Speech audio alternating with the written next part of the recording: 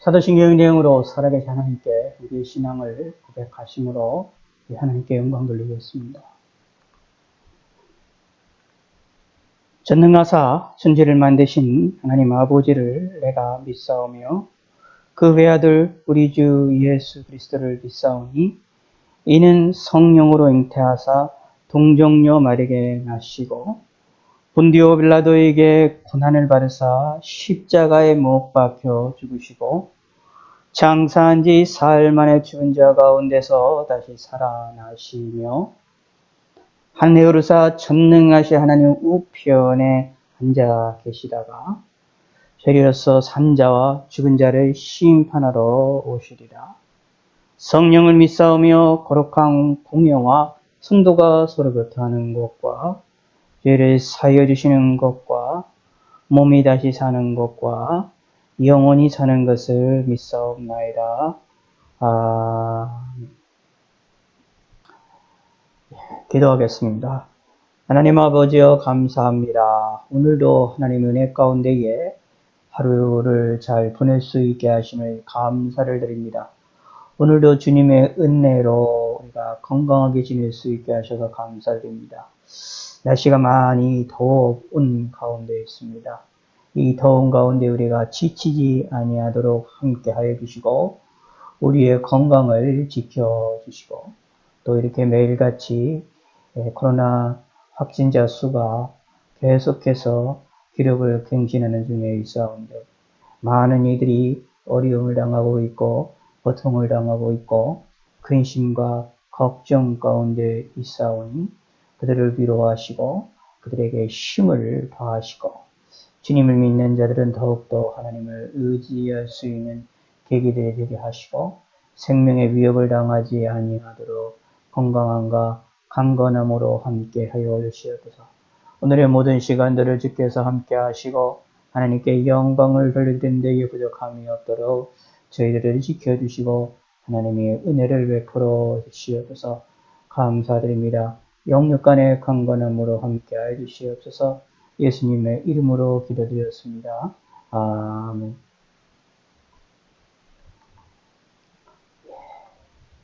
하나님 말씀 에베소서 1장 13절 14절입니다. 그 안에서 너희도 진리의 말씀 곧 너희의 구원의 복음을 듣고 그 안에서 또한 믿어 약속의 성령으로 인치심을 받았으니 이는 우리 기업의 보증이 되사 그 얻으신 것을 속량하시고 그의 영광을 찬송하게 하려 하심이라. 아멘.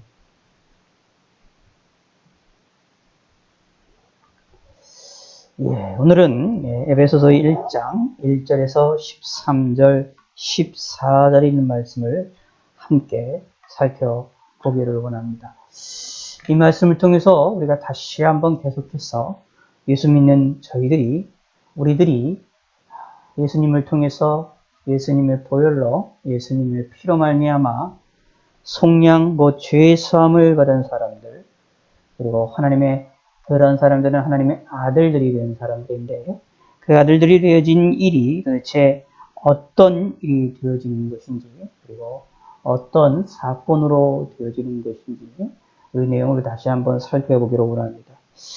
우리가 계속해서 이제 그 전까지는 우리의 구원이 하나님에 의하여서 하나님의 결정에 의해서 만세전서부터 창세전서부터 우리를 이 그리스도 안에서 택하심을 통하여 그리스도 안에서 우리를 아심을 통하여 우리가 경륜을 따라 때가 되어져서 우리가 예수를 믿게 되고 예수님을 영접하게 되어졌음을 우리에게 알려주고 있는데 13절과 14절은 그것도 조금 더 구체적으로 하나님께서 미리 예정하셨고 창세전에 미리 예정하신 사람들이 어떻게 그리스도를 예수님의 피로 말미암아 죄 용서함을 받게 되는 이 진리를 이 귀한 복을 받을 수 있게 되든지 그것이 우리에게 직접 적용이 되어질 때에 우리가 그것이 우리에게 역사가 일어나게 될 때에 어떻게 일어나게 되는지를 우리에게 설명하고 있는 내용이 13절, 14절입니다. 하나님의 예정하신 사건이 하나님이 우리를 구원하시고자 하나님이 작정하시고 계획하셨던 사건이 저와 여러분들에게 그것이 때가 되어서 이루어지게 될 때 우리의 입장에서 볼 때에 우리들에게 어떻게 적용이 되어지고 우리들에게 어떤 역사가 일어남으로 말미암아 우리가 예수님을 믿게 되는지 그리고 예수님을 구세주로 믿게 되어지고 예수님의 보혈로 말미암아 우리의 죄가 용서함을 받게 되어지는지를 우리가 구체적으로 이야기를 하고 있습니다. 물론 뭐 다 알고 있죠. 저 여러분들이. 요한복음 3장 16절 하나님이 세상을 참 사랑하사 독생자를 주시니 이는 저를 믿는 자마다 멸망치 않고 영생을 얻게 하려 하심이니라 라는 말씀 있는 것처럼 예수님을 믿게 되어짐을 통하여서 예수님을 믿을 때에 하나님의 자녀가 되는 권세를 얻게 되고 예수님을 믿게 되어질 때에 영생을 얻게 되어진다. 그 영생을 얻게 되어진다라는 것이 바로 죄 용서함을 받게 되어진다라는 이야기입니다. 그러므로 예수님을 믿어야 된다라는 것인데 그것을 여기서 13절과 14절에 있는 말씀을 그것을 조금 더 구체적으로 다른 용어로 이제 우리에게 알려주고 있는 내용들입니다. 그러므로 우리가 예수를 믿을 때에 하나님에게 일어나는 일들을 우리가 잘 모르죠. 솔직히 하나님이 창세전에 우리를 예정하셨고 그리스도 안에서 우리를 택하셨다라는 사실은 우리가 성경을 통해서 우리가 알고 믿고 이 성경을 통해서 믿음으로 얻어지는 지식에 의해서 알게 되는 지식이 되어지지만 그러나 이것을 우리가 쉽게 이렇게 우리가 직접적으로 눈으로 보고 우리가 직접적으로 경험하고 하는 그런 사건들은 아닙니다. 믿음으로야 경험이 되어지게 되는 사건이 되어지지요. 그런데 13절과 14절은 우리의 삶에 있어서 우리가 어떻게 예수를 믿게 되어지는지 어떻게 예수님을 구세주로 영접하게 되어지는지를 실질적으로 경험하고 우리 속에서 일어나는 현상을 우리에게 저에게 정리를 하고 있다라는 것입니다. 자, 13절 그 안에서 우리의 구원은 그 안에서입니다. 곧 하나님이 우리를 대하실 때에 하나님이 그의 뜻의 결정대로 하나님이 원하시는 대로 그대로 움직이시는 그 하나님께서 전지전능하시고 변함이 없으시고 그리고 확고하신 그 하나님의 그 계획을 따라서 우리가 예정을 입고 우리가 선택을 입어서 하나님의 기업이 되고 하나님의 영광의 찬송이 되어지는 일, 그리스도 안에서 찬송이 되어지는 일, 이 놀라운 이 하나님의 사건, 하나님의 예정과 작정과 하나님의 선택과 하나님의 결정하심의 역사 안에서 그 안에서 우리가 거기에 있게 되고 그 안에서 우리가 어떻게 그 사건이 우리에게 적용될 것이냐라고 할 때 그 안에서 우리가 예수님을 믿게 되어지는 것이다 라는 것을 이야기를 하고 있습니다. 그 안에서라는 이야기입니다.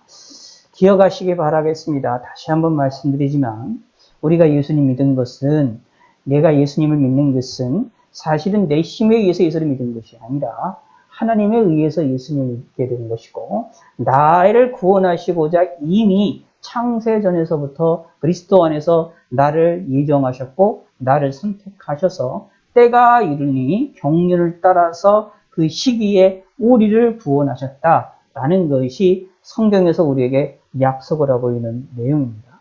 그러므로 내가 믿는 이 믿음은 우리가 믿는 이 믿음은 사실은 우리로부터 시작을 한 것이 아니라 하나님으로부터 시작했다는 사실을 우리는 확고하게 믿어야 되고 확고하게 깨달아야만 한다라는 이야기입니다. 그럴 때에만이 우리의 믿음이 하나님으로부터 시작이 되었기 때문에 내가 하나님을 붙잡는 것이 아니라 사실 하나님이 나를 붙잡는다라는 사실을 기억하고 믿고 깨달을 때에 우리의 믿음이 든든하고 우리의 삶이 안전한 삶을 살 수 있음이 우리에게 분명하게 이해할 수 있는 것입니다. 은혜와 평강이 우리에게 있게 되어진다라는 것입니다. 거기에서 그러므로 우리는 그 안에서라는 이야기를 기억하실 필요가 있습니다. 하나님의 이 예정하신 사건이 우리 가운데에 드러나서 우리들에게 역사가 일어나게 될 때 어떻게 일어나게 되느냐 하면 진리의 말씀 곧 너희의 구원의 복음을 듣고라고 말하고 있기 때문에 구원의 복음을 듣는 것을 통해서 이루어지고 여기서 얘기합니다. 듣는 것을 통해서 이루어지고 또 그 복음을 듣는 그 안에서 또한 믿게 되어집니다. 그래야 믿음을 갖게 되고 복음을 듣고 믿음을 갖게 되어지고 그것은 곧 약속의 성령의 인치심을 받는 것.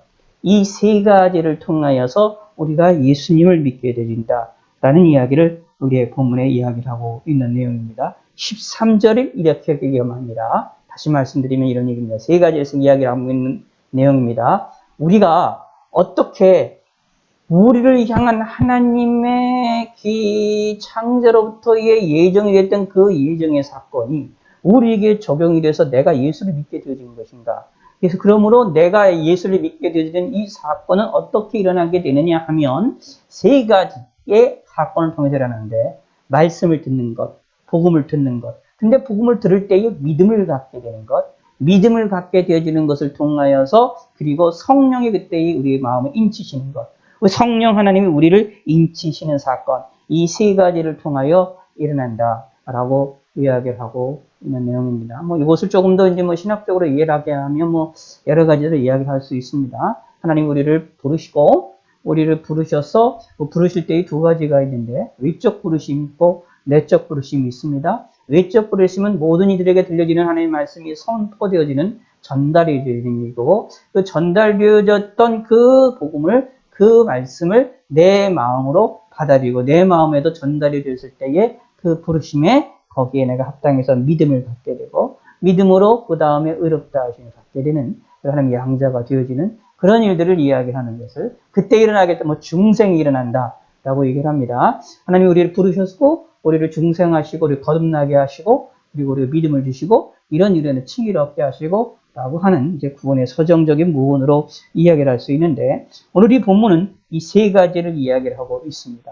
내가 예수를 믿을 때에 예수님을 구세주로 믿을 수 있는 것 때에 이 세 가지의 과정을 거칩니다. 사실은 이 세 가지는 어떤 시간적인 순서라고 말할 수도 있지만 사실은 하나로 움직이는 얘기입니다. 동시적으로 일어나는 사건이라고 이해하시면 됩니다. 말씀을 들어야 되고 그 말씀을 들을 때에 믿음을 갖게 돼야 되고 믿음을 갖는 것은 사실은 성령의 인치심의 역사가 있어야 되는 것입니다. 이 세 가지가 우리가 안에 일어남을 통하여서 우리가 예수님을 믿게 되어지는 것입니다. 진리의 말씀, 중요한 것. 우리가 무엇을 듣느냐가 중요한 건데 무엇을 들어야 되느냐가 중요했을 때에 진리의 말씀을 들을 줄 알아야 됩니다. 복음에 대한 진리를 들어야 됩니다. 자, 7절에 나와 있는 것처럼 우리는 그리스도 안에서 그의 은혜의 풍성함을 따라 그의 피로 말미암아 속량과 죄 사함을 받았느니라는 말씀, 이 진리에 대한 말씀을 들어야 됩니다. 이 진리, 하나님의 말씀에 대한 진리가 우리에게 바로 들려져야 되고 우리가 그것을 바로 볼 줄 알아야 되겠죠. 그래서 이 진리의 말씀이 바르게 전파되어지고 바르게 선포되어지고 바르게 알려지기를 소원하고 소망하시는 성도가 되셔야 되겠고 사실은 그런 일을 위하여 세움을 받은 자들이 교회 목회자들이고 설교자들입니다. 그러므로 그들을 위하여 기도할 때에 설교자들을 위해서 기도할 때에 저를 위해서 언론 목사님이나 설교자들을 위해서 기도할 때에 진리의 말씀을 바르게 선포가 되어지기를 바르게 선언하기를 바르게 전달하기를 기도를 하셔야 된다라는 이야기입니다. 믿음이라는 것은 들음에서부터 나오는데 그 들음의 내용이 핵심이 중요합니다.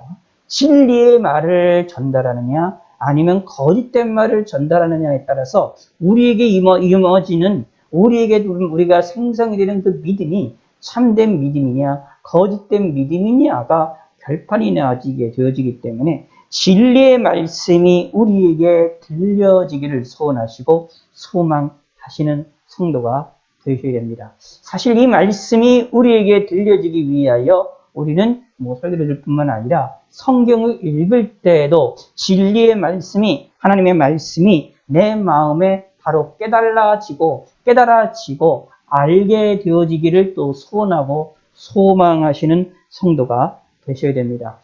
종교개혁 시대 이후로는 이제 이 진리의 말씀들이 이제 이 설교자들을 통하여서 성직자들을 통하여서만 이제 전달되어지는 것들이 많이 강조가 되었던 시절이었지만 종교개혁 시대 이후로는 복음이 선포되는 것뿐만 아니라 모두에게 들려지는 것뿐만 아니라 또 모든 이들이 또 성경을 스스로 보고 그것을 같이 또 접하게 되는 두 가지의 현상이 동시에 일어나는 것들을 이야기를 합니다.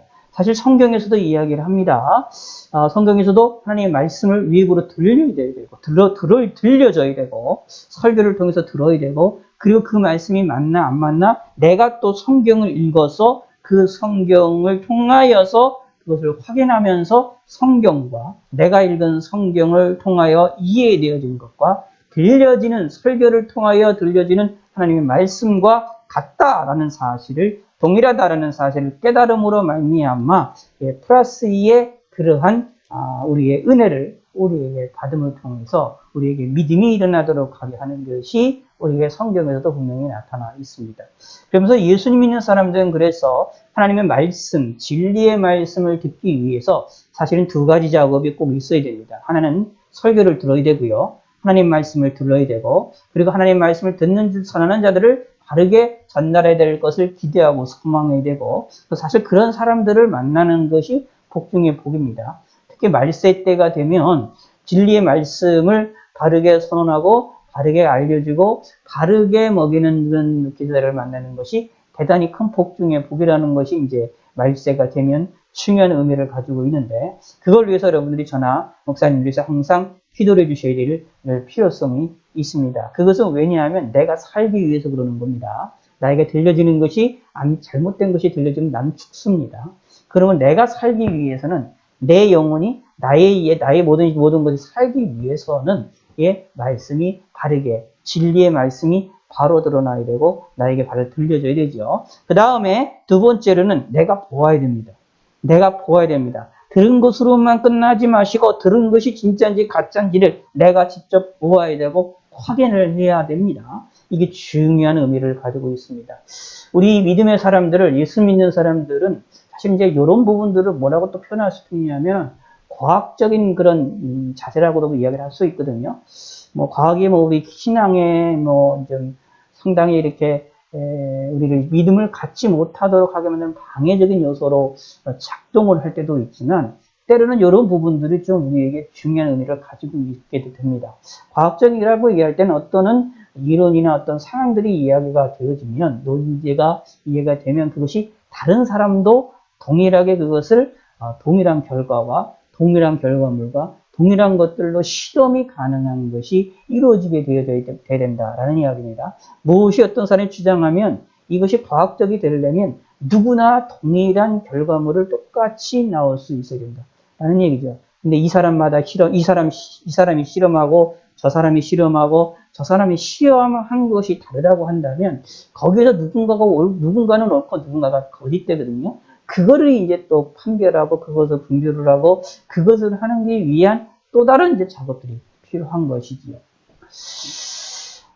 그런 과학적인 작업처럼 우리 신앙생활에서도 이런 어떻게 보면 때는 과학적인 것처럼 이렇게 신앙생활을 해야 됩니다. 하나님 말씀이 들렸잖아요. 말씀이 들려졌잖아요. 그러면 그 말씀이 나도 성경을 통해서 그 말씀이 성경을 통해서 동일하게 같이 발견하고 같이 들려지고 같이 깨달아져야 됩니다. 그럴 때에 우리의 믿음이 더 확고해지고 우리의 신앙이 더 확고해진다라는 얘기입니다. 흔들림이 없는 믿음을 가질 수 있게 되어집니다. 그러므로 신앙생활 하심에 있어서 무엇을 해야 되냐 하면 성경을 우리가 보셔야 되고 성경을 우리가 묵상을 하셔야 되고 성경을 알아야 된다라는 얘기입니다. 그런 입장에서 보면 우리가 인쇄술이 발전된 이후로 많은 이들이 성경을 읽고 듣고 볼 수 있는 그러한 시기가 되었고 시대가 되었다라는 것은 참 하나님께 감사한 일이다라는 이야기입니다. 예전 시절에는 그렇게 하고 싶어도 하지를 못했기 때문에 어떻게 되느냐 하면 몇몇 사람들만 성직자들만 성경을 접하던 시절도 있었기 때문에 그들이 말씀을 잘못 가리키면 사람들도 그것이 올바른 것이냐 착각 속에 빠져서 잘못된 길로 같이 떨어져 갔었던 시대도 있었다라는 것을 우리는 잘 알고 있습니다. 그러므로 그렇게 되지 않기 위해서는 우리가 무엇을 하느냐? 성경을 보아야 되는데, 우리가 이렇게 성경을 읽고 듣고 누구나 볼 수 있도록 자그마한 이렇게 들려질 수 있도록 성경을 이렇게 이런 시대에 우리가 살고 있다는 것 또한도 감사한 일이다라는 이야기입니다. 동시에 이렇게 이것이 하나님이 왜 이렇게 하셨을까라는 것을 생각해 보았을 때에 말세에는 이렇게 말씀을 듣는 것이 중요하고 말씀을 보는 것이 중요하고 진리의 말씀을 듣는 것이 중요한데 그것이 사람들이 이렇게 쉽지가 않기 때문에 하나님이 더 확실하고 확고한 방법으로 우리들에게 가까이 하도록 하게 하셨음도 우리가 기억을 해볼 필요가 있습니다. 성경을 쭉 보면 마지막 날에 일어나는 여러 가지 징조들 가운데 한 가지가 거짓 선지자들이 많이 나타나는데, 그 거짓 선지자가 나타난다라는 것은 무엇이냐 하면 결국 하나님의 말씀을, 진리의 말씀을 혼동케 하는 일들이 많이 나타난다라는 이야기입니다.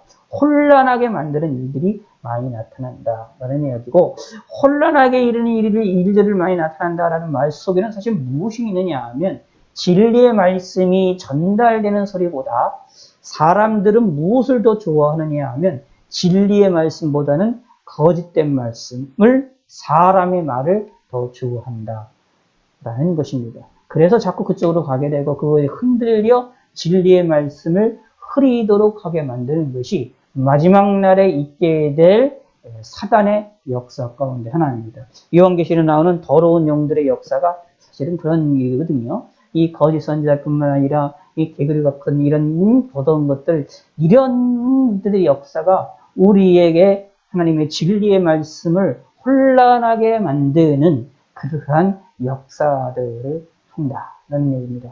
그러므로 우리는 정신을 차려야만 해야 되고 우리는 깨어 있어야만 한다라는 이야기입니다. 그러기 위해서 우리는 말씀을 듣고 그리고 성경을 보고 내가 그걸 통해 성경을 통해서 은혜를 받음으로 함께 우리가 그걸 통하여 하나님께 영광을 참된 믿음을 갖는 것이 필요합니다. 그런데 진리의 말씀 곧 너희의 구원의 복음이라고 말하고 있습니다. 우리를 구원하는 복음이 분명히 있음이 분명합니다. 성경에서 말하는 구원의 복음은 뭐냐? 예수님의 보혈의 피로 우리가 죄 용서를 받을 수 있다. 그러므로 예수님을 믿으라 라는 얘기입니다. 예수 그리스도를 믿으라 라고 말하는 것이 복음입니다. 왜 예수를 믿으라? 왜 회개하고 예수님을 믿으라고 말을 하느냐 하면 그것이 나를 구원하기 때문입니다. 왜냐하면 예수님의 피로 말미암아 우리의 죄가 용서받을 수 있게 되어지기 때문입니다. 이 진리의 이 말씀을 우리가 바로 듣고 보고 믿어야 됩니다. 그런데 이 일을 듣다가 보면 우리에게 믿음이 생긴다라는 얘기입니다. 누구에게 믿음이 생기느냐 하면 사실은 하나님의 택하신 자들은 이 복음의 진리의 말씀을 들으면 믿음이 생긴다라는 얘기입니다. 우리는 알 수 없습니다. 하나님이 나를 택하셨는지, 하나님이 나를 만세전에 창세전서부터 나를 아셨는지 우리는 알 수 없습니다. 하나님 마음 안에 있는 건데 우리 인간은 절대로 알 수가 없어요. 우리가 어떻게 하나님의 마음을 압니까? 하나님 속에 들어갔다 나옵니까? 할 수도 없는 거기 때문에 창조자 하나님의 마음을 알 수가 없어요. 그런데 성경에서는 그 하나님의 마음이 우리에게 드러나는 것을 이야기를 할 때에 무엇을 하게 되느냐 하면 진리의 복음이 드러나 진리의 복음을 들을 때에 믿음을 갖게 되는 것이라고 말합니다. 그 사람들은 누구냐 하면 하나님의 택하신 자라고 말합니다. 그러므로 그 결과를 보고 미루어 짐작을 해볼 수가 있는 것입니다.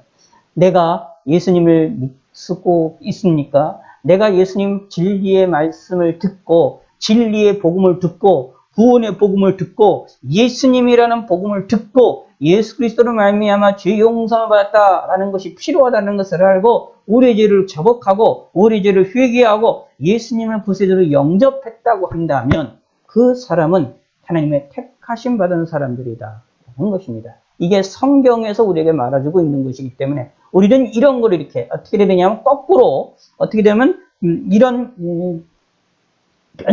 거꾸로 올라가게 되어지는 거꾸로 내가 예수를 믿고 있다라는 것은 하나님이 나를 택하셨다라고 하는 증거라는 사실을 알는 것을 통하여 나는 만사절에 하나님이 나를 택하셨다라는 것을 나는 알게 되는 것이다 라는 이야기입니다. 이것을 꼭 기억을 하셔야 됩니다. 사실 우리의 입장에서는 누가 하나님의 택하심을 받고 누가 하나님의 택하심을 받지 않았느냐, 선택을 받지 못했느냐, 유익했느냐라는 것을 우리가 알 수가 없어요. 우리 인간이 그거 갖다가 또 판단도 안 됩니다. 우리가 좀 예를 들어서 이제 장로교에서 예정론을 많이 얘기했는데 그 중에서 이제 아주 위험한 이 예정론을 잘못 이해하는 것 가운데 하나가 뭐냐면 우리 인간이 스스로가 하나님이 돼서 우리 성도들이 스스로가 하나님이 돼서 누구는 하나님의 택하신 자, 누구는 하나님의 택하시 아닌 자 이렇게 생각을 해가지고 복음을 전하는 것도 이렇게 좀 구별해서 막 전하려고 하는 사람들이 있습니다. 그런데 사실은 이제 성경에 의하면 그거는 상당히 위험한 겁니다. 스스로가 하나님 되는 거고 우리는 누가 하나님이 택하셨는지 누가 하나님이 버리셨는지 우리는 절대로 알 수 없어요. 우리 인간은 알 수 없습니다. 그냥 뭐예요? 과거 이 사람의 믿음을 갖는 것을 보고 미루어진 이 믿음 갖는 것을 보고 결과를 보고 원인을 추적을 하게 되는 겁니다. 이 사람이 믿음을 갖게 되고 예수님 믿는 믿음을 갖게 되어지는 것을 보면서 뭐가 되느냐? 이 사람이 하나님이 택하셨다라는 것을 알게 되는 원인을 추적해서 하나님이 택하신 자라고 알게 되어지게 되는 이런 관계 속에 있는 거지. 우리가 먼저 누군가가 하나님의 택하심을 받았고 누가 유익됐다라고 우리는 절대로 알 수가 없습니다. 우리가 그것을 안다고 생각하여서 우리가 하나님의 택하신 사람들을 가른다?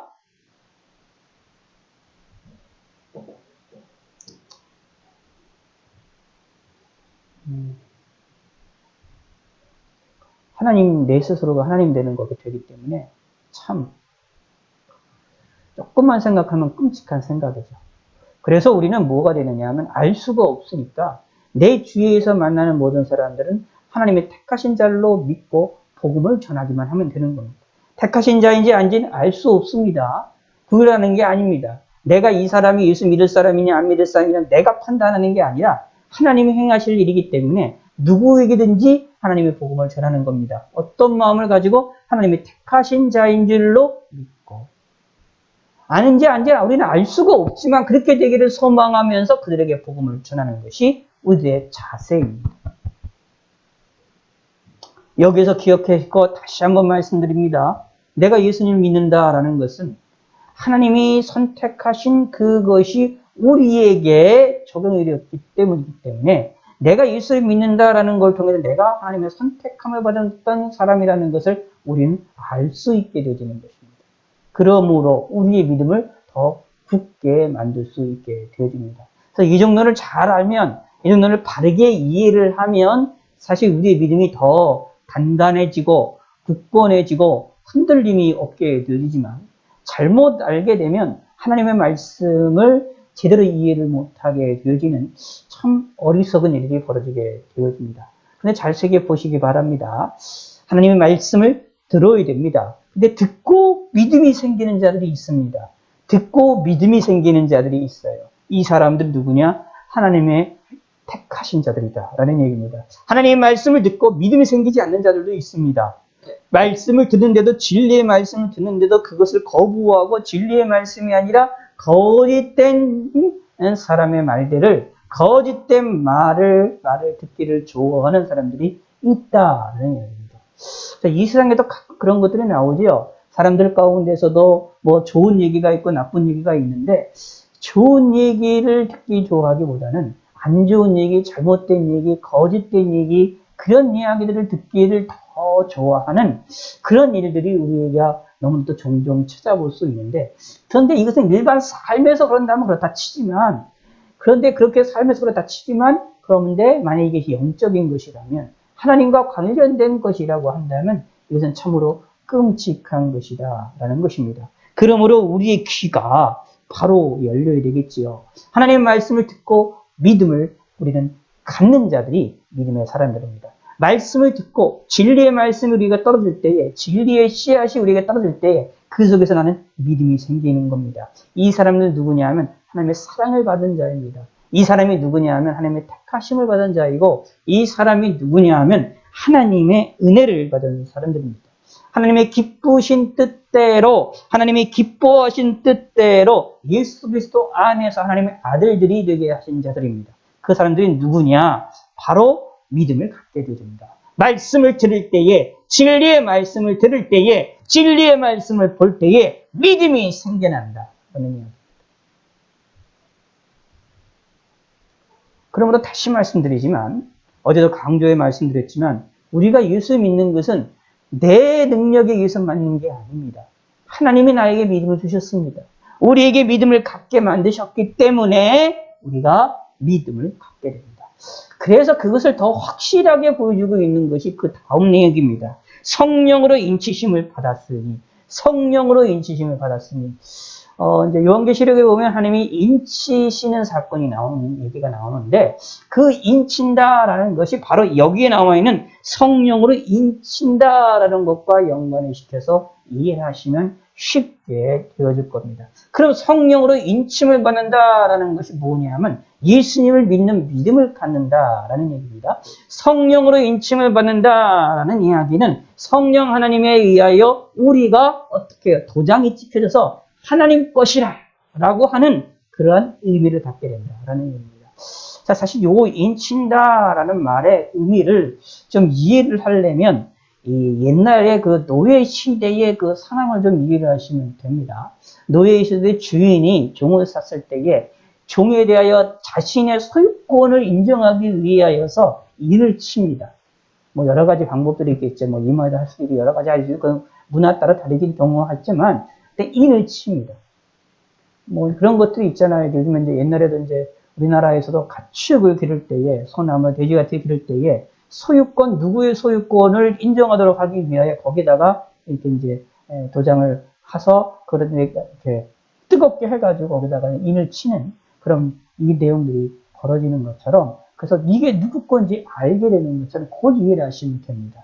하나님이 성령으로 우리를 인쳤다라는 얘기는 하나님의 성령 하나님으로 우리가 하나님의 것임을 하나님께서 직접 표시를 했다라는 얘기입니다. 이 사람들이 누구냐 하면 믿음을 가진 사람들입니다. 자, 이것을 다르게 묘사를 한다면 성령의 거듭남의 역사다라고 이해를 할 수 있습니다. 이게 요한복음에 나오는 내용이죠. 요한복음에는 하나님이 우리를 물과 성령으로 거듭나게 하신다라고 말하고 있고 물과 성령으로 거듭나지 아니하면 하나님 나라에 들어갈 수 없다라고 예수님이 단호하게 선언을 하고 있는데 이 물과 성령으로 거듭나는 것 바로 이게 이 성령으로 인치심을 받는 겁니다. 물과 성령으로 이 거듭나는 사람들은 믿음을 갖게 됩니다. 예수님을 구세주로 믿게 됩니다. 예수님을 나의 구세주로 믿게 되고 예수님을 믿는 내 죄를 용서하신 예수님의 보혈 사건을 피를 믿게 되는 믿음을 갖게 됩니다. 이 사람들이 누구냐 하면 거듭나는 사람들입니다. 이걸 다른 말로 표현해서 인침을 받았다라고 표현하고 있습니다. 하나님이 우리를 인쳤다라는 얘기입니다. 이것도 다르게 또 묘사를 한다면 하나님이 우리를 다시 태어나게 하셨다. 어떻게 성령으로 우리를 다시 태어나게 하셨다. 우리에게 세례를 주셨다라고 묘사합니다. 우리에게 물로 세례를 주시는 것과 같이 성령으로 우리에게 세례를 주셔서 우리를 새로운 사람으로서 태어나게 하셨다라는 이야기를 합니다. 이게 성령 세례라는 개념으로 이야기가 되어지기도 합니다. 여러 것을 뭐 다르게 또 표현하면 성령 충만과도 연결이 되어지기도 하고 여러 가지 되어지는데 성령으로 인침을 받은 자들이 누구냐 하면 믿음을 갖는 자들입니다. 성령으로 인침을 받은 자들은 다시 말씀드리지만 나는 누구 거냐 여기서 강조가 되는 게 인침을 받다라는 말의 강조는 뭐냐 하면 내가 복음을 듣고 진리의 복음, 구원의 복음을 듣고 그 말씀을 듣고 내 속에서 믿음이 생겨서 예수님 믿었어요. 그 예수님 믿었다라는 것은 내 스스로 믿은 것이 아니라 성령 하나님이 우리에게 역사하시는 것인데 성령 하나님이 어떻게 역사하신 것이냐 하면 인치심의 역사를 일어나는 것이다라고 묘사를 하고 있는 겁니다. 오늘 에베소서에는 요한복음은 그걸 갖다가 거듭남의 역사로 설명을 하고 있고요. 다른 곳에는 다른 묘사로 설명을 하고 있는 내용이지만 여기에서는 인치심의 약속의 성령이라는 또 말의 의미는 뭐냐면 구약에서 보내시겠다고 하는 약속 또 다른 성령에 대한 약속이 있는데 보혜사에 대한 약속이 그 약속에 대한 이야기가 있고 예수님이 또 말씀하셨던 자신이 가면 또 다른 보혜를 보내시겠다고 하는 그 약속에 또 그것과도 연결됩니다. 그 하나님이 보시겠다는 그 보혜사 성령에 의하여 우리가 인침을 받는다라는 이야기를 합니다. 그러면 예수 믿는다라는 것은 예수님이 이 성령으로 인침을 받은 사람이다라는 것이지요.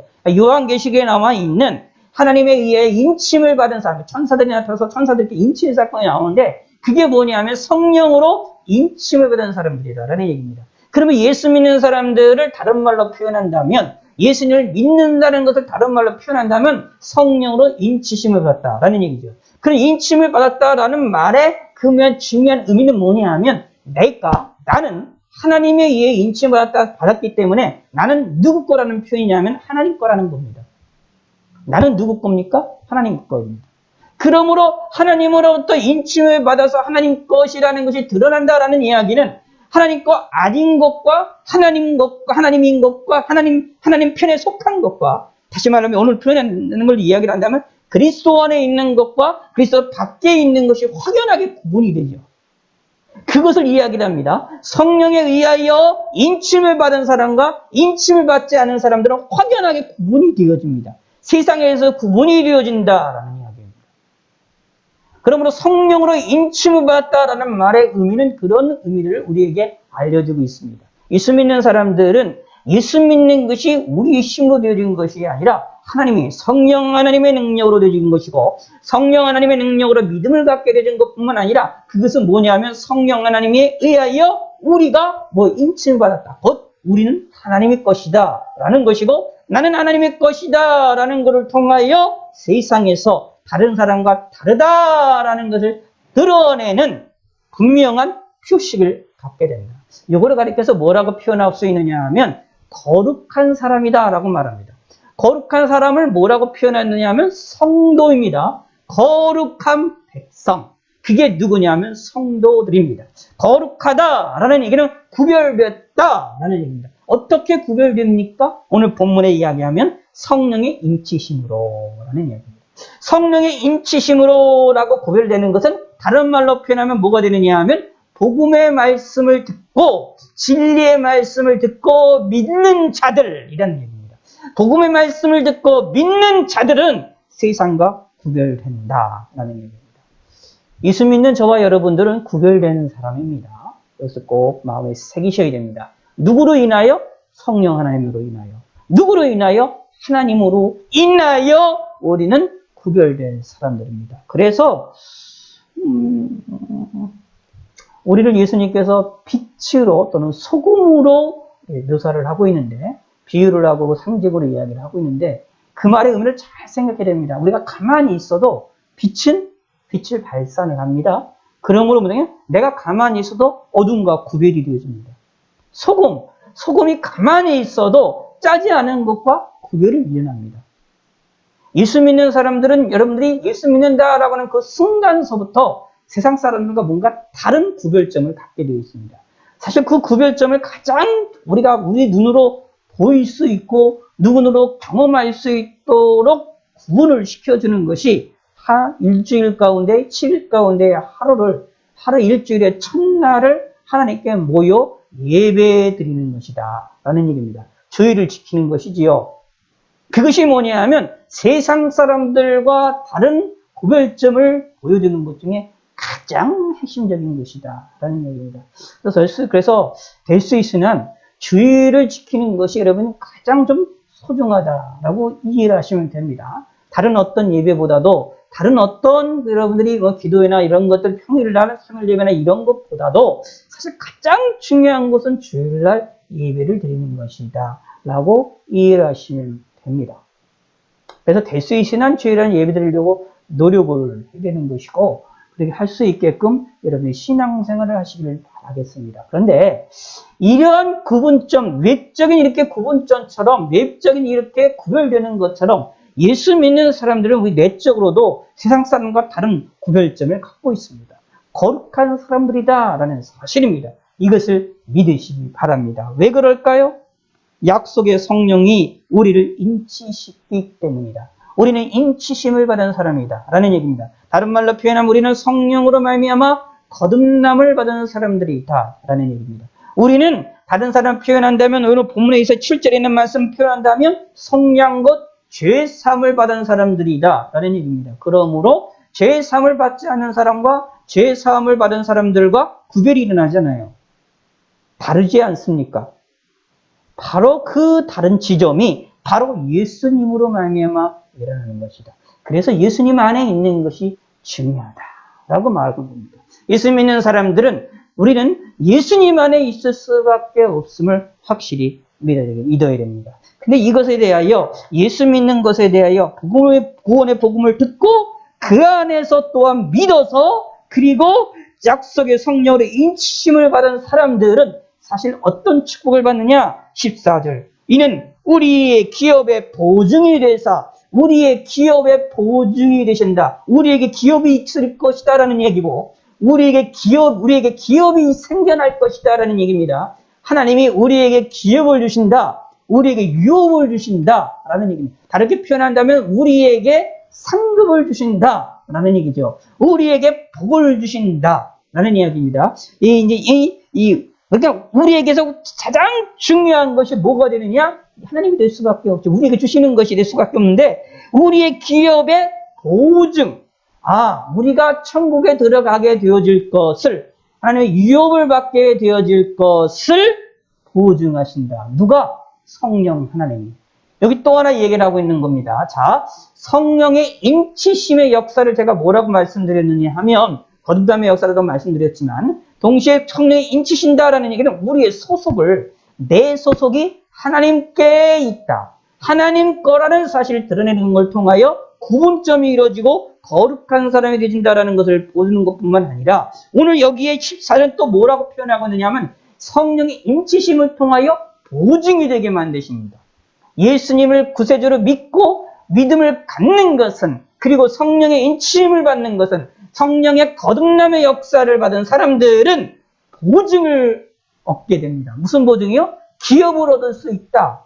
하나님이 우리에게 주신 기업, 하나님이 우리에게 주신 복을 확실히 받는다라고 하는 확증을 얻게 된다라는 얘기입니다.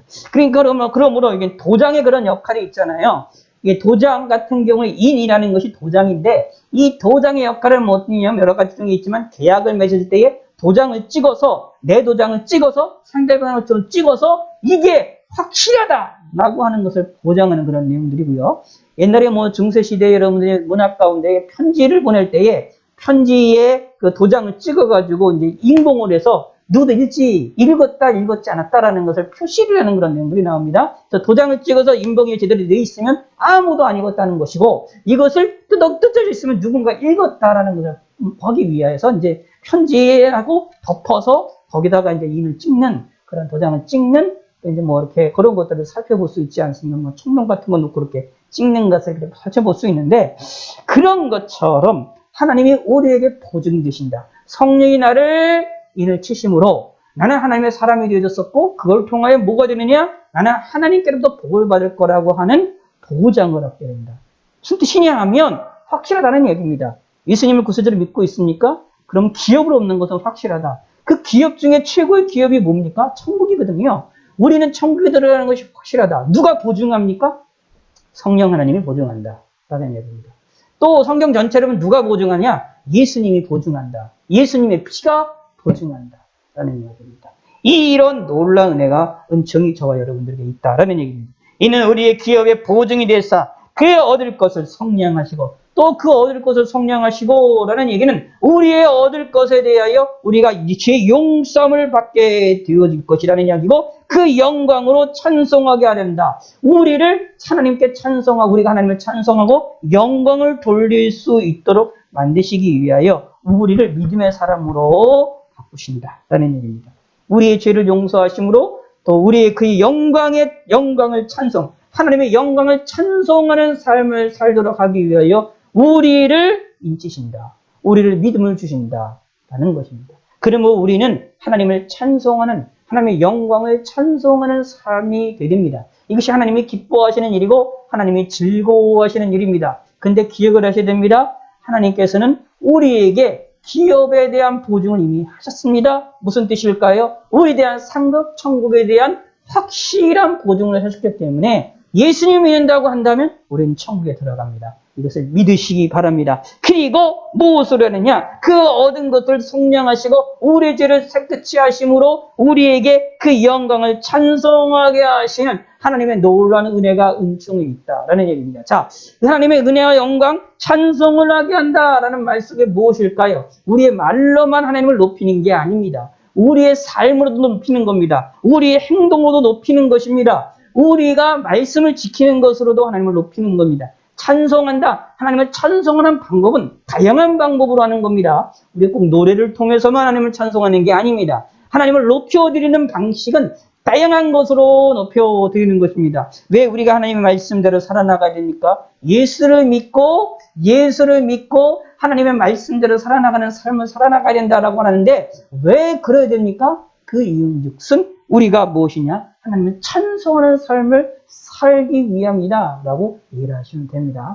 물론 여러분들이 이제 그런 이단이 있음을 아실 거예요. 예수를 믿은 사람들은, 하나 구원받은 사람들은 무엇이냐? 말씀을 안 지켜도 된다. 이런 식의 이제 이야기를 하시는 분들이 있는데, 죄 용서를 받은 사람들은 어떻게 될까요? 죄를 더 안 짓기 위해서 더 노력을 하는 것이 당연한 것입니다. 그러므로 말씀을 더 지키려고 노력을 합니다. 근데 다 100% 못 지키지요. 못 지키기 때문에 예수님의 이름을 계속 붙잡고 나아가는 것입니다. 이게 믿음의 사람입니다. 그러나 지킬 수 있는 최대한 노력을 해야 된다. 이유인즉슨 하나님을 찬송하기 위한 것이다 라고 내용입니다. 하나님을 찬송하는 성도가 되시기를 바라겠습니다. 무엇으로요? 말만 하지 마시고 노래로만 하지 마시고 내 행동으로도 하나님을 찬송하시고 내 마음으로도 하나님을 찬송하시고 내 행동으로도 하나님을 찬송하시기를 바라겠습니다. 사실 그래서 말씀을 지키는 것도 하나님 말씀대로 살아나가는 것도 하나님께 감사하는 표현 가운데 하나예요. 하나님을 찬송하는 찬송의 표현 가운데 하나입니다. 다시 말씀드릴게요. 이렇게 생각하시면 됩니다. 우리가 하나님 말씀대로 살아나간다고 할 때에 말씀을 지키며 살아나간다고 할 때 우리가 100%못 지킵니다. 100% 지킨다? 그 거짓말쟁이들입니다. 물론 하나님은 강하게 역사하셔가지고 강력히 역사하셔가지고 그 말씀을 우리가 100% 지키는 것처럼 내가 느껴지는 때가 있지만 100% 지키는 것은 느껴지가 있지만 잘 생각을 해야 됩니다. 아무리 그렇다 할지라도 우리 마음속으로나 다른 속에서 한 번도 작은 부분에 있어 죄를 안 짓는 것이 없습니까? 죄를 짓는 것이 수두룩합니다. 화를 한 번도 안 냅니까? 예수 믿는 사람들이요? 은혜를 충만하게 받은 사람들도 화 안 냅니까? 화를 내잖아요. 그 성경 가만히 보면 화를 내는 것도 죄거든요. 분노하는 것도. 그런데 어떻게 우리가 100% 하나님 앞에 100% 말씀을 지킬 수가 있어요? 못 지키. 그렇게 말한다고 말하는 것은 사실 어떻게 보면 오만함의 이야기입니다. 교만함의 상황입니다. 그럼 교만함의 상황에 우리가 빠져야 되겠습니까? 절대로 아닙니다. 자, 그런데 기억하셔야 됩니다. 그런데 내가 하나님 말씀을 100%못 지킨다고 해서 나는 쓰러지고 넘어지고 그것을 완전히 멀리 하면 되느냐? 아닙니다. 다시 말씀드릴게요. 말씀을 지키는 이유가 하나님을 찬송하기 위해서, 하나님께 감사하기 위해서, 하나님 나를 용서해 주시고, 나를 하나님의 백성이 되게 하시고, 기업의 보증이 되게 하셔서, 나를 하나님께 천국에 들어갈 수 있도록 확고한 우리에게 은혜를 주시는 것에 대한 감사의 표현으로 하나님께 말씀을 지키는 것이라고 이해를 하시면 됩니다. 그러면 무엇일까요? 부족해도 지키는 겁니다. 연약해도 지키는 겁니다. 내가 잘 못 지킨다고 포기하는 게 아닙니다. 최선을 다하는 겁니다. 내가 못 지킨다고 해서 쓰러지고 넘어지고 그것은 나와 관계없는 것이라고 생각하는 것이 아니라 최선을 다하고 할 수 있는 한 최선을 다하는 겁니다. 그런데 최선을 다할 때 무엇으로? 예수님의 이름으로, 예수님의 보혈의 피와 함께 예수님을 드러내면서, 왜냐하면 예수님의 피가 내가 말씀을 지키는 것을 온전케 만들기 때문에 그렇습니다. 완전하게 만들기 때문에 그렇습니다. 나는 부족하지만, 나는 연약하지만, 하루에도 수도 없이 바뀌는 어리석은 나지만 예수님의 보혈로, 예수님의 이름으로 말씀을 지키는 것들은 하나님이 상달하게 됩니다. 하나님이 기뻐 받으십니다. 하나님이 온전한 것으로 인정하십니다. 예배 드리는 것도 마찬가지입니다. 예배 드릴 때, 우리가 온전하게 예배 드릴 수 있습니까? 내 마음이 온전하게 하나님만 바라봅니까? 지금 이 시간에 우리가 화명을 통해서 말씀 듣지만, 솔직히 말씀이 내 마음속에 계속해서 이 몇십 분 동안 말씀이 어렵게 들리는 것이 제대로 들려집니까? 솔직히 어렵습니다. 화상으로 이렇게 들려진다는 것이 쉽지가 않습니다. 사실 여러분 대단하신 겁니다. 지금 한 주간 동안 이렇게 말씀을 듣는 것, 이 한다는 행동이 사실은 어마어마하게 대단한 행동입니다. 저도 솔직히 개인적으로 이렇게 한다라고 하면 못할 일입니다. 근데 성도 여러분은 지금 이렇게 하시고 계시지 않습니까? 사실 대단한 일입니다. 그런데 이 대단한 일 속에서도 우리가 온전하게 하나님 말씀을 잘 한번 집중해서 계속해서 듣고 있습니까? 그렇지 않잖아요. 그것이 저와 여러분들입니다. 우리가 모여서 예배드릴 때도 온전하게 하나님만을 생각합니까? 아니지요. 딴 생각할 때도 있습니다. 피곤해서 좋을 때도 있습니다. 그럼 우리가 어떻게 하나님 앞에 나아갈 수 있습니까? 우리가 하나님께 예배드렸다고 말할 수 있습니까? 못하잖아요. 근데 성경은 여기에서 우리에게 희망을 줍니다. 그걸 하나님이 온전하게 받으세요. 하나님께 예배드렸다고 기뻐하십니다. 누가 있을 때? 예수님의 보혈의 피가 있을 때. 예수님이 계실 때. 그러므로 우리는 예수님의 이름으로 나가는 겁니다. 예수님의 이름으로 지금 이 순간도 말씀을 듣는 거예요. 예수님의 이름으로 찬송하는 겁니다. 예수님의 이름으로 비록 저라도 예배를 드리는 겁니다. 예수님의 이름으로 비록 저라도 기도를 하는 겁니다. 그러면 하나님이 기뻐 받으십니다. 그걸 믿으시기 바랍니다. 그게 예수님의 보혈의 권세예요. 왜냐하면 예수님은 우리의 죄를 용서하시는, 예수님의 피의 권세는 우리의 죄를 용서하는 권세가 있기 때문입니다. 얼마나 큰 복입니까? 저와 여러분들에게. 얼마나 다행스러운 겁니까? 거룩하신 하나님 앞에 우리가 설 때에, 그 거룩하신 하나님 우리가 설 때 우리도 거룩해야 되거든요. 의로우신 하나님께 설 때에 우리가 온전하게 100% 의로워야지만 하나님 앞에 설 수 있고, 하나님께 뭔가를 당당하게 요구할 수 있고, 기도할 수 있고, 뭔가 요청을 할 수가 있어요. 만날 수가 있는 방법이 어떻게 되냐? 나도 깨끗해야 돼요. 의로우신 하나님을 만나려면 나도 의로워야 됩니다. 근데 우리가 의로운 사람이 될 수 있습니까? 내가 온전한 거룩이 내 속에 있습니까? 우리가 온전하게 하나님을 온전하게 바라볼 수 있습니까? 성경 가만히 읽어보면 율법을 99개를 다 지켰다 할지라도 하나를 어기면 그 하나 어긴 것 때문에 모든 율법을 다 어겼다라고 성경에서는, 하나님께서는 인정하신다고 얘기를 합니다. 그렇게 죄가 무서운 겁니다. 하나님 말씀을 다 지켰다라고 하는, 예수님 당시에 부자가 있었잖아요. 예수님이 안쓰럽게 보면서 그럼 네 재산을 다 팔고 나를 쫓으라고 하잖아요. 근데 그 사람에게 뭐가 있었습니까? 돈에 대한 욕심이 있었어요. 그래서 근심함을 도로 갑니다. 자신이 연약한 것을 예수님께서 그 부자의 연약한 것을 대본에 찌르시고 드러내신 것이었습니다. 자신이 하나님 말씀을 완전하게 지킨다고 생각했던 그 사람에게는 충격적인 일인 겁니다. 자기가 생각하지도 못했던 약점을 알게 됐습니다. 그게 우리 인간입니다. 저와 여러분들입니다. 우리가 온전하게 하나님께 나아갈 수 있느냐? 못 나가지요. 근데 걱정하지 마십시오. 그런데 실망하지 마십시오. 예수님이 계십니다. 저 여러분들에게 예수님이 함께 하십니다. 예수님이 함께 하시고 성령 하나님이 우리를 인치셨습니다. 하나님 것이라 인치셨기에 우리는 어떻게 됩니까? 부족해도 연약해도 의로운 사람으로 인정받게 됩니다. 거룩한 사람으로 인정을 받아서 하나님 앞에 설 수 있게 돼서 하나님께 기도할 수 있는 자격이 되어지고, 기도함을 통하여 응답을 받을 수 있게 되어지는 놀라움의 은혜가 예수 믿는 사람들에게 있게 되는 겁니다. 그래서 담대해질 수 있는 것입니다. 당당해질 수 있는 것입니다. 하나님의 보호자 앞에 담대하게 나갈 수 있는 일입니다. 누구 때문에요? 예수님 때문에. 예수님의 피의 공로 때문입니다. 이걸 믿으시기 바랍니다. 이 진리의 말씀을, 이 진리의 사건을, 이 사건을 우리는 성경에서 깨닫게 되어지면 하나님을 감사하게 섬길 수밖에 없고 예수님을 붙잡을 수밖에 없습니다. 우리가 사는 길은 예수님밖에 없습니다. 그리고 예수님의 우리를 구원하신 사건에 대하여 감사하기 위하여 최선을 다해서 말씀을 지키시기 바랍니다.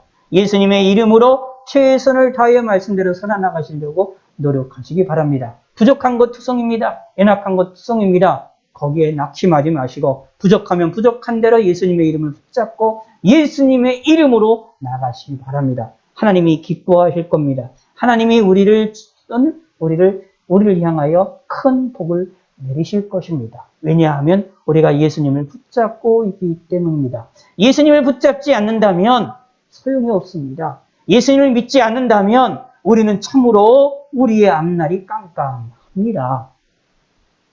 그러므로 예수 믿는 성도가 되시기를 바라겠고 예수님으로 인하여 우리는 세상과 다른 거룩한 사람들이 되셨고 예수님으로 인하여 예수님 믿음으로 말미암아 사실은 성령의 약속의 성령 하나님의 인치심을 받은 사람임을 믿으시길 바라겠습니다. 하나님 아버지여 감사합니다. 우리가 부족하고 연약하지만 예수님의 이름을 붙잡게 하시고 말씀을 듣고 믿음을 가지며 성령의 인치심을 받은 사람으로서 하나님이 우리에게 주신 기업의 보증이 우리에게 확실히 있음을 믿게 하시고 우리의 삶으로 우리의 모든 것으로 하나님을 찬송하는 믿음의 성도가 되게 하여 주시옵소서. 특별히 말씀을 지킴으로 하나님을 찬송하고 하나님을 영화롭게 드리고 하나님을 기쁘시게 드리는 저희들이 되게 하여 주시옵소서. 부족하고 연약하고 부족한 것 투성이지만 예수님의 이름을 붙잡고 예수님의 이름으로 영광을 돌리는 믿음의 저희들이 될 수 있도록 은혜를 베풀어 주시옵소서. 감사드리오며 예수님의 이름으로 기도드렸습니다. 아멘. 주기도문으로 마치겠습니다. 하늘에 계신 우리 아버지여, 이름이 거룩히 여김을 받으시오며 나라의 임하옵시며 뜻이 하늘에서 이루어진 것 같이 땅에서도 이루어지이다. 오늘날 우리에게 일용할 양식을 주옵시고 우리가 우리에게 죄 지은 자를 사하여 준 것 같이 우리 죄를 사하여 주옵시고 우리를 시험에 들게 하지 마옵시고 다만 악에서 구하옵소서. 대개 나라와 권세와 영광이 아버지께 영원히 있사옵나이다. 아멘.